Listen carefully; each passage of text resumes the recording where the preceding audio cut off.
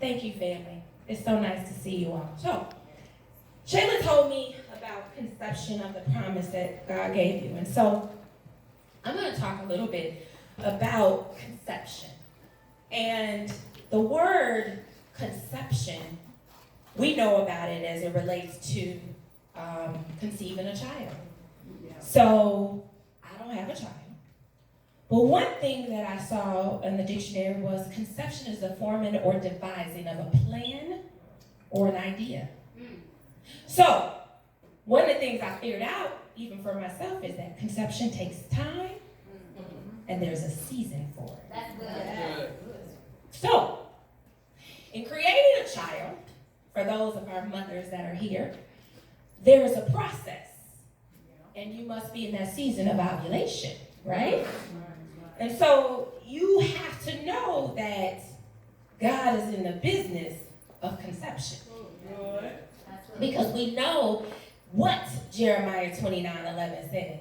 For I know the plans for you. Plans to prosper you, not to harm you, and to give you hope in future. So as I started to think about conception, I said, okay, then you gotta wait. For those that are pregnant, right, you gotta wait 9 months. You gotta wait. For some of us that's conceiving that idea, it may take you 9 years. Okay? So, because I told you it's about time. Right? It's about a certain time. So waiting for that promise. So about 3 years ago, I really believed that the time had passed for me. It was a limiting belief. That I had believed that God had forgotten me. That all the work that I was doing, he just forgot Larvetta. Anybody else? Maybe. Okay, good. So, but what God was doing was introducing me to my new life. Thank you, Lord. Yes. Because we know that without vision, the people perish. So, there's a story, because I do love the beginning of the Bible, which is Genesis. I do. There's something about the beginning of something that just makes me happy.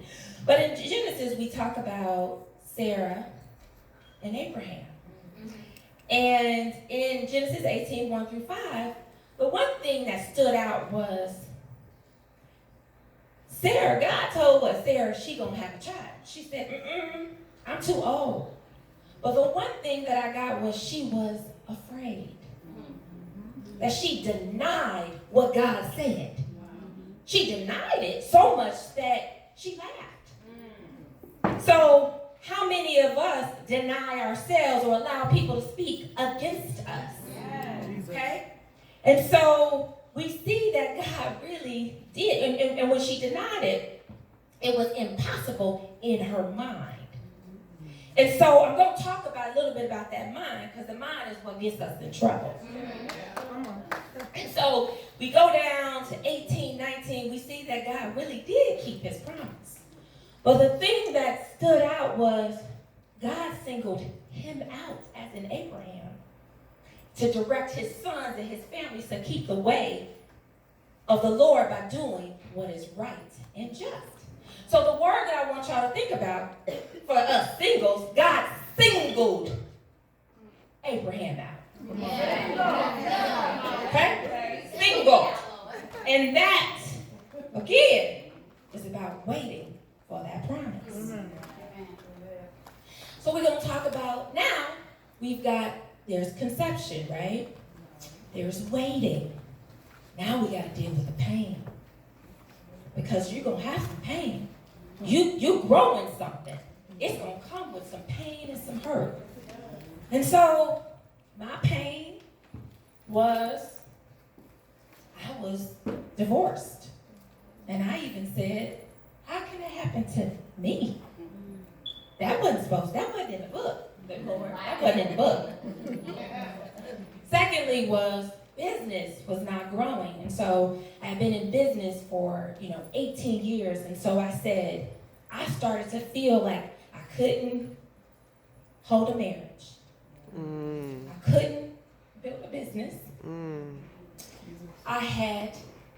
During that conception, I miscarried.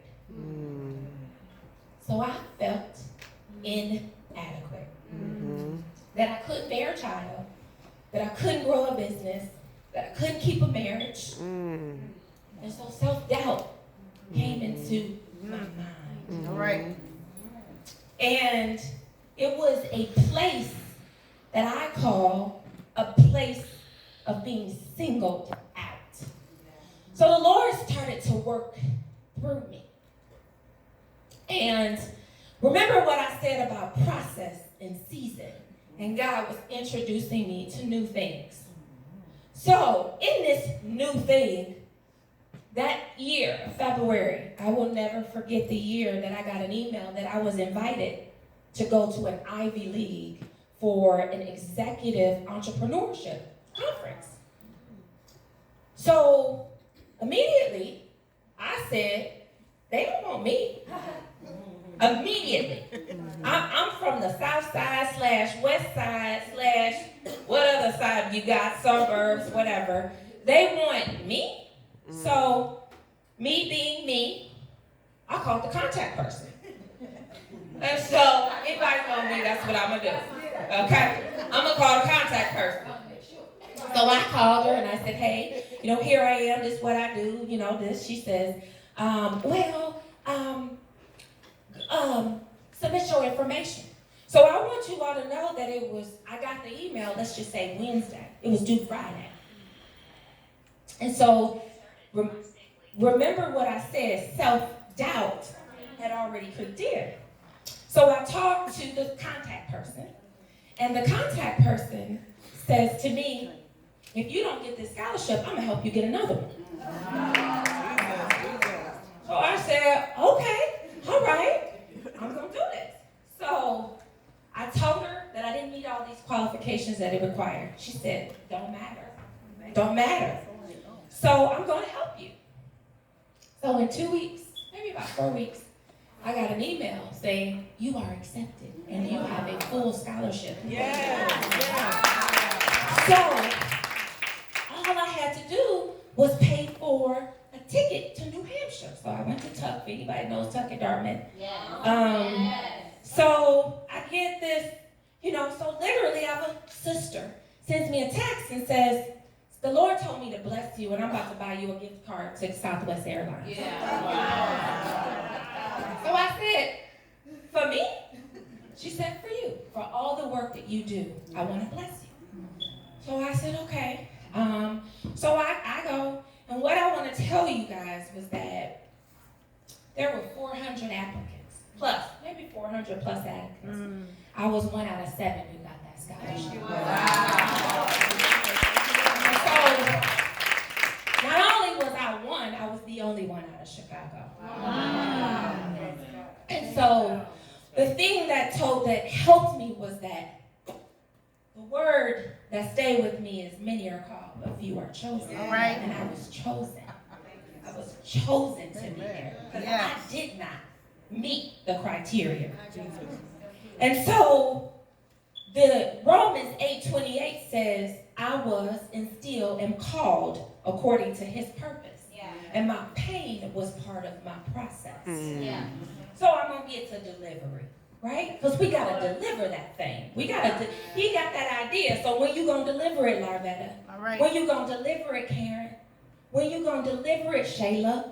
When you going to do that? Because see, delivery now comes in, we can get food, we can get furniture, we can get clothes, we can get everything delivered to our door. Right. You ain't got to ever leave the house. Yeah. But the thing that we got to also understand is those delivery packages are sometimes delayed. Yeah. Right? They're delayed. Right? Yeah. You be like, okay, we're supposed to be here. We sitting there at 2 o'clock. It ain't here at 2 o'clock. All right, let's go. Okay, so it show up at like 8 o'clock. All right. But what we know to be true is that our God says, I deliver on my time. Not on the time that Amazon tells you. Not on the time that Target tells you. But when I say it's time. And so, you know why? Because he sees your labor. He sees your sacrifice. He sees your obedience. and he delivers on his schedule. And the world makes us believe that it's going to come the way we think it should be. Right. You know, and so, okay, well, this is how it's supposed to be. And so, when we talk about delivery, I want to go back to the beginning of, Lord was introducing me to new things. So the Lord started delivering new packages that I didn't even know I asked for. So he started to deliver new relationships that I didn't even know. Yes. You know who? You know Larvetta. You know who? Yeah. No, you don't know me because I don't know you, but I know you. So those packages started to come to my doorstep. And I can tell you that it was overwhelming because there was that self-doubt. Do I deserve to be able to receive this package? But guess what? My name is on it. My name is on it. So the government says, if you steal my package, you're going to jail, right? Because that's what the post office says. It says that if you sign off on something that don't belong to you, that's a federal offense. Right? I hope that nobody do that. Let's just hope. So, he delivered these new packages. And a lot of these packages came in small boxes, big boxes, just packages that I had never seen in my entire life. But one of the things that I began to say was that he sealed that box, signed his name, and it was addressed to me. Yes. And so, what he was able to do for me was something that I couldn't even see. Yeah. I'm telling you, I couldn't even see it. What he allowed for me to do as a business leader, I still can't believe he's been able to do that for me as a girl from the South Side / West Side of Chicago. Because I don't ever want to forget my West Side roots. Because, you know, Pastor be like, South Side, West Side. I'm like, I'm all sides. He allowed for my company to hire people who can get paid. He allowed for me to become a minority vendor with the federal and city government. He allowed us to get our first government contract. Yes. This is nothing I saw. This is nothing I saw for me. I want you to know I didn't see this for me. But these packages were delivered to me. Yes. He saw, you will lead this divorce care ministry, and we are in our second year. And I will take you to make you believe that divorce would have a purpose. Woo! He made sure that what he's doing right now for me was, there's something that I need you to know that you're doing. He is working on me to become a foster parent. Wow. And so, I stand here to tell you all, to let you know, and I want you all to repeat after me. Because there's something about words when self-doubt comes in that you gotta do. So, repeat after me. My delivery has my name on it. And it's sealed by God. Amen.